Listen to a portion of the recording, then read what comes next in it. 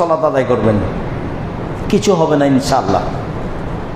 ফরজ নামাজে তাশাহুদে বসে অতিরিক্ত দোয়া পড়তে পারবো, পড়েন। তাশাহুদে বসে যা দোয়া সালামের বৈঠকে পড়েন, যা মুখস্থ আছে পড়েন। ইফতারের পরে অনেকেই সিগারেট খায়, তাদের রোজার কোনো ক্ষতি হবে? রোজা হবে না, ওটা হারাম খাদ্য। বিড়ি, তামাক, জর্দা, সিগারেটগুলো হারাম খাদ্য, আজকে ছেড়ে দিতাম।